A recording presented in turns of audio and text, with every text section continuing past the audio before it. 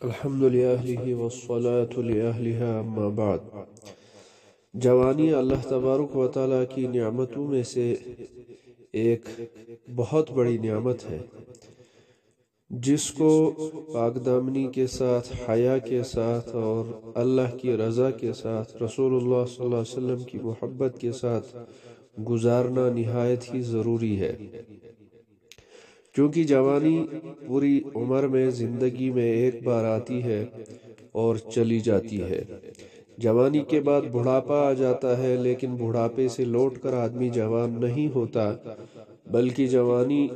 زندگی میں صرف ایک بار اللہ کی طرف سے عطا کی جاتی ہے۔ اس لیے جوانی کو نعمت سمجھ کر گزارنا،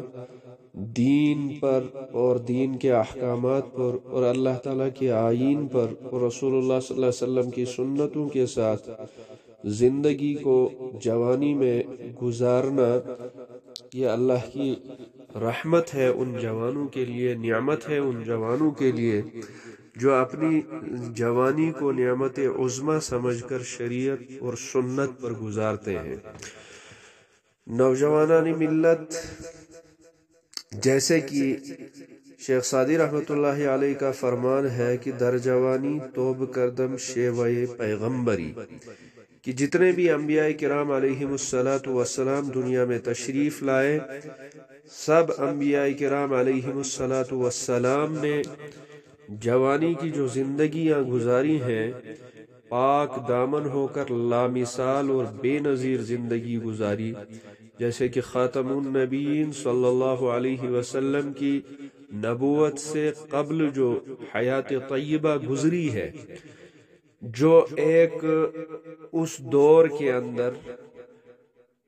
جو اسلام کے خلاف عرب کی زندگیاں گزر رہی تھیں، تو ان دنوں میں، اس وقت میں آپ صلی اللہ علیہ وسلم کی حیات طیبہ سب کے لیے ایک مشعل راہ بن کر ابھری، کہ نبوت کے بعد کی تو بات ہی نہیں، نبوت سے پہلے بھی تمام لوگ آپ صلی اللہ علیہ وسلم کو امین اور صادق کے لقب سے پکارا کرتے تھے۔ سب کو آپ کی پاک دامنی پر بھروسہ تھا، آپ کی وفا پر بھروسہ تھا، اور آپ کے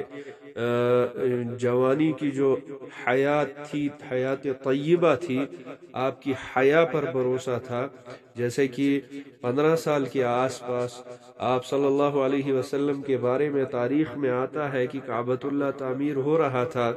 اس وقت آپ صلی اللہ علیہ وسلم بھی اس تعمیر میں شریک تھے، تو کسی چچا نے آپ کے جو تہبند کو ہاتھ سے نیچے کے لیے دیا، اور آپ کی جو تہبند جو ہے آپ کے جسد اطہر سے نیچے ہو گئی، اور آپ صلی اللہ علیہ وسلم پر اس وجہ سے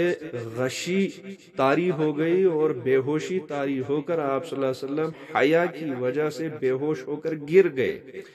یہ حیا تھی جو حیا رسول اللہ صلی اللہ علیہ وسلم نے اپنی امت کو عطا فرمائی، امت کے نوجوانوں کو عطا فرمائی، جس حیا کی ضرورت اس دور کے اندر ہم سب کو ہے کہ اس حیا کو اپنی زندگی میں لائیں، اور اس حیا کے تحت جو ہے ہم اللہ تبارک و تعالیٰ کے احکامات پر اپنی جوانیوں کو گزاریں، اپنی زندگیوں کو گزاریں۔ جیسا کہ میں نے عرض کیا کہ در جوانی توب کردم شیوے پیغمبری، حضرت شیخ سعدی کا فرمان ہے کہ جوانی کے اندر توبہ کرنا پیغمبروں کا طریقہ ہے، شیوے پیغمبری ہے۔ اور ایک حدیث مبارکہ کہ کل قیامت کے دن جب کوئی بھی سایہ نہیں ہوگا اور گرمی کا عالم ہوگا، ہر کوئی پریشانی اور غم میں مبتلا ہوگا، المناک حالات ہوں گے محشر کے اس میدان کے، تو اس دن ایک ہی سایہ ہوگا، اور کچھ بھی سایہ اس میدان کے اندر کوئی بھی سایہ نہیں ہوگا، اور وہ سایہ اللہ تبارک و تعالیٰ کے عرش کا سایہ ہوگا۔ تو اس سائے کے اندر حدیث مبارکہ میں جن 7 لوگوں کا تذکرہ فرمایا گیا ہے کہ وہ 7 لوگ جو ہے اللہ کے عرش کے سائے کے نیچے ہوں گے، تو ان 7 لوگوں میں سے خوش قسمتی اس جوان کے لیے بھی ہوگی کہ جو اللہ تبارک و تعالیٰ کی عبادت کے نشے میں جس نے اپنی جوانی گزاری ہوگی۔ تو صحابہ کرام، اولیاء کرام، شہدائے اعظام نے ہمیں جو ہے جوانیوں کو اللہ کے احکامات پر، رسول اللہ صلی اللہ علیہ وسلم کی سنتوں پر گزارنے کا جو ہے حکم بھی فرمایا، اور پریکٹیکلی طور بھی دکھا دیا کہ جوانی کیسے گزاری جاتی ہے اور جوانیوں کی کیسے حفاظت کی جاتی ہے۔ اس لیے تمام نوجوانان مکرم سے گزارش ہے کہ جوانی تو ہماری ایک دن ڈھل جائے گی، گزر جائے گی، مگر اس جوانی کو ہم اللہ کی رضا کے لیے گزاریں،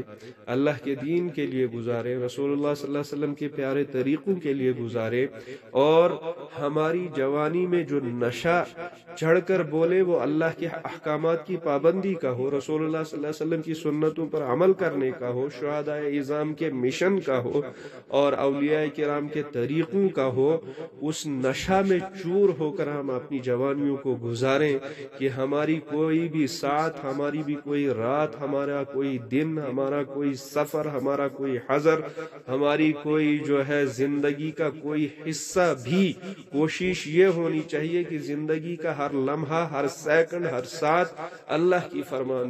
فرما برداری میں گزر جائے، رسول اللہ صلی اللہ علیہ وسلم کی محبت کی دیوانگی میں گزر جائے، اولیاء کرام کی اتباع کے اس جذبے میں گزر جائے، اور شہداء اعظام کی اس عظمت میں گزر جائے جس کا سبق وہ دے گئے ہیں۔ اللہ تبارک و تعالی ہم سب کی جوانی کو اپنی بارگاہ میں قبول فرمائے، اور